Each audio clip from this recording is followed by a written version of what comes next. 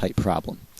Now let's say that I happen to find a big old bottle of some aqueous silver nitrate laying around. Okay, now silver nitrate is pretty expensive stuff. However, it looks just like water. As you guys know, you've used it in a couple of your labs. So if I were to take this down to the local pawn shop and sell it to try to get some money for it, the guy at the pawn shop wouldn't really know how much it's worth. He wouldn't know how much to give me. So we'd have to do a little bit of work here. Even though the silver nitrate is worth pretty big bucks, it's going to be hard to turn around and sell. So it would be nice if somehow we could get this. There is silver atoms in there. If I could get the silver out. Anybody have any ideas how to do that? In fact, last time you had a video from me, you actually did that in the lab. Remember what you did? You started with the silver nitrate, and we added some copper to it, which was what kind of a reaction? Element plus a compound. Sounds like a single replacement reaction.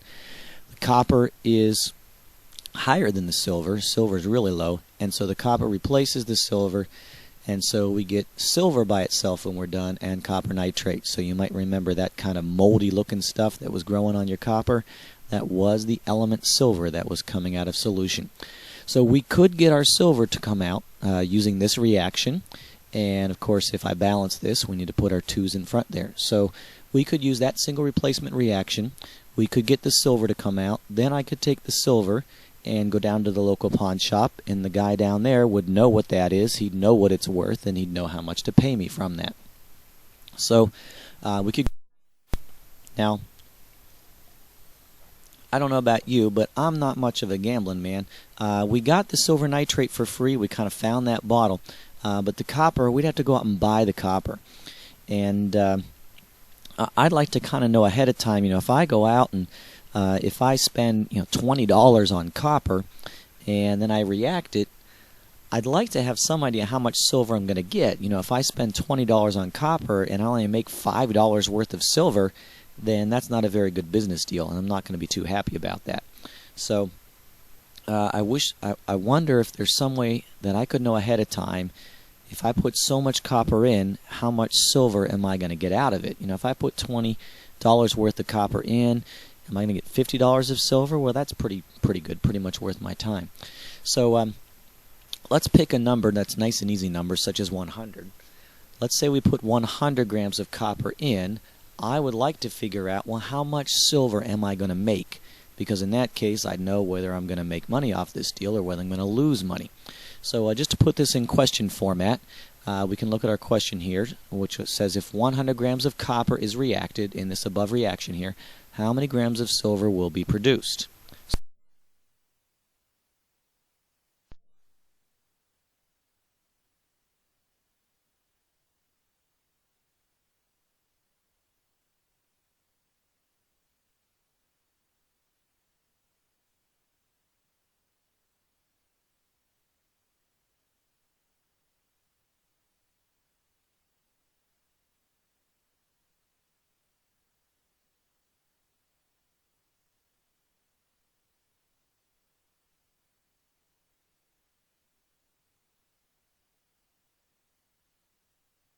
Let's take a closer look at this. Just like I'm. All right. Well, this question, somewhat reminiscent of a mole question. We have an amount, in this case grams of copper that we're starting with, but this problem's a little different because now if I have 100 grams of copper, I can use my mole conversions. I can figure out how many moles of copper I have or how many atoms of copper that is. But this question doesn't end with information about copper. This question ends with information about something different. It ends with information about silver. In fact, we've got a chemical reaction happening in this question.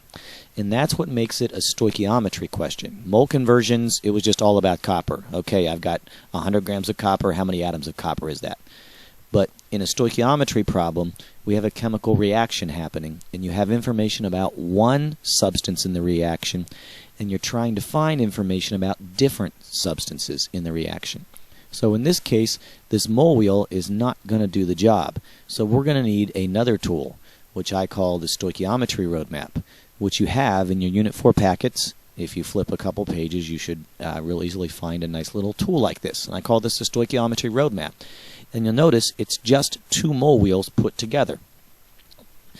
But you notice the one side's all blue. That's information about one substance. We'll call that substance A.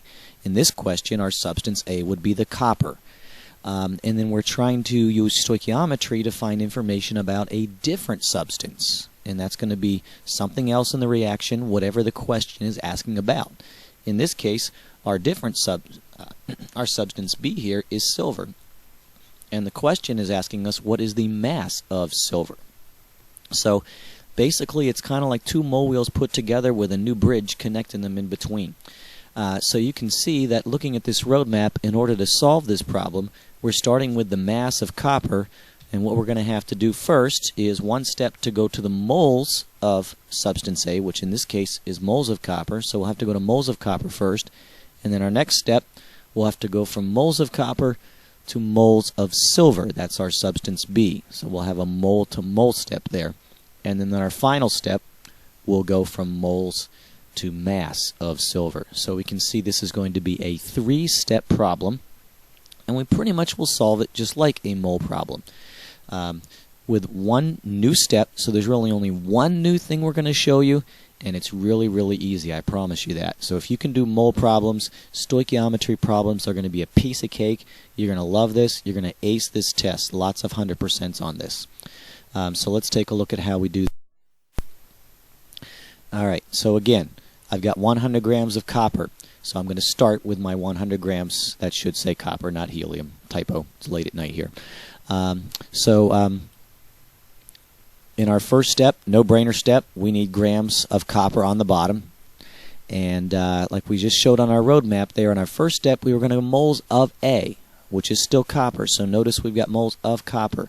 You've got to put those little subscripts down. Don't just put G for grams. Make sure you put grams of copper, moles of copper, because this problem's about 2 different things. Part of this problem's about copper, part of this problem's about silver. And if we don't label them, we're going to get confused. And so that's very important to do that. So that was our first step. In our second step, of course, no-brainer, we're going to start with moles of copper on the bottom. This is where we crossed that new bridge, and we went to moles of our substance B, which in this case is silver. How do I know that that was our substance B? That's what the question asks me about. Whatever the question is asking you to find out about, that is your substance B, and that's what you're going to go to.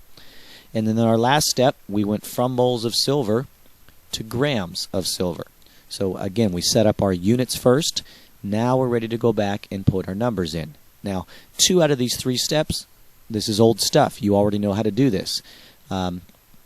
The relationship between moles of copper and grams of copper, well, we just looked that up on the periodic table. 1 mole of copper has a mass of 53.546 grams.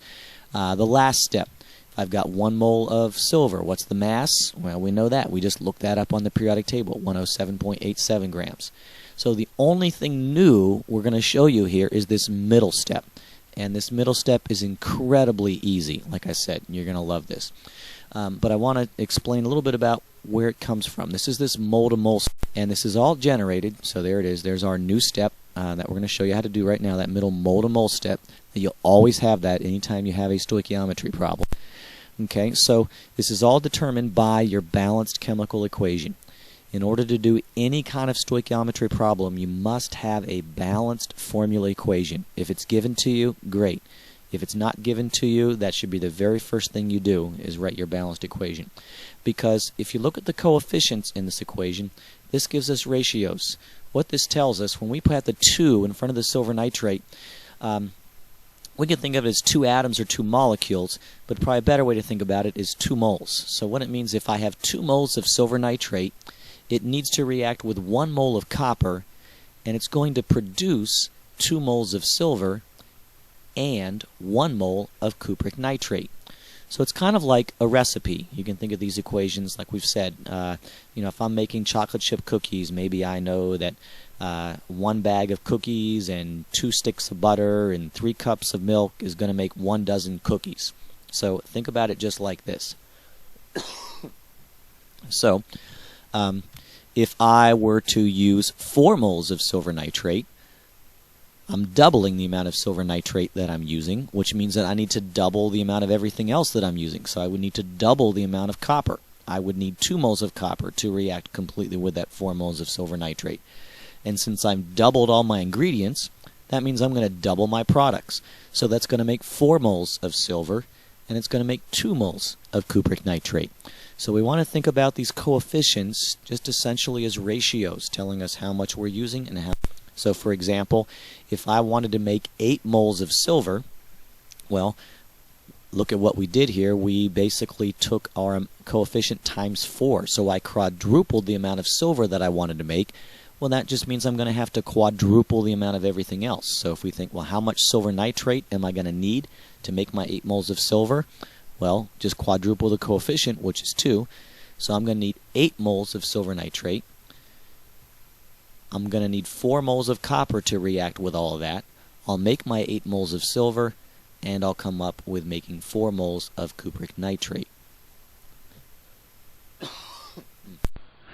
Okay, now to apply this ratio, we're going to use this in the new step, and this is the only thing that is new again for these stoichiometry problems.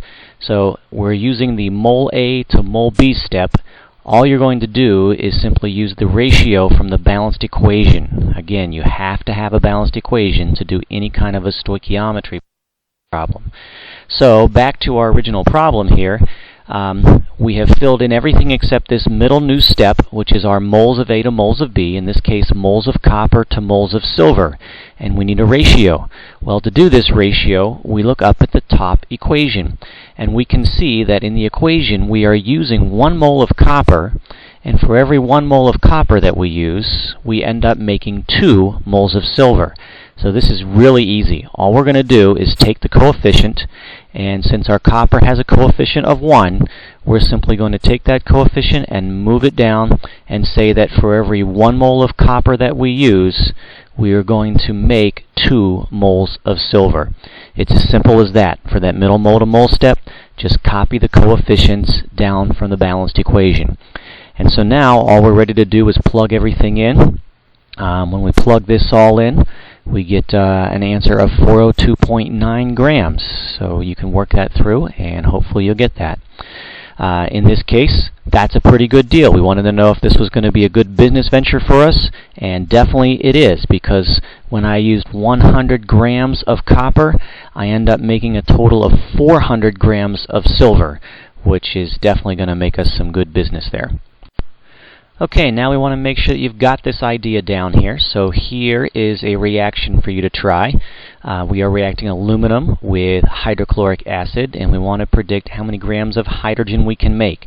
So go ahead and pause this video now and work this problem out. Again, use your roadmap as a tool to help you. And when you are done, go ahead and click on this video to show the answer. Okay, let's see how you did. The answer to this problem is 0.61 grams of hydrogen. If you got that, excellent, great job. If you did not get that answer, there is a fully explained, worked out problem to this question that we have here available on YouTube. So you can search for the title of this video, or you can go to the West York Chemistry channel and see the link there under Unit 4 Stoichiometry.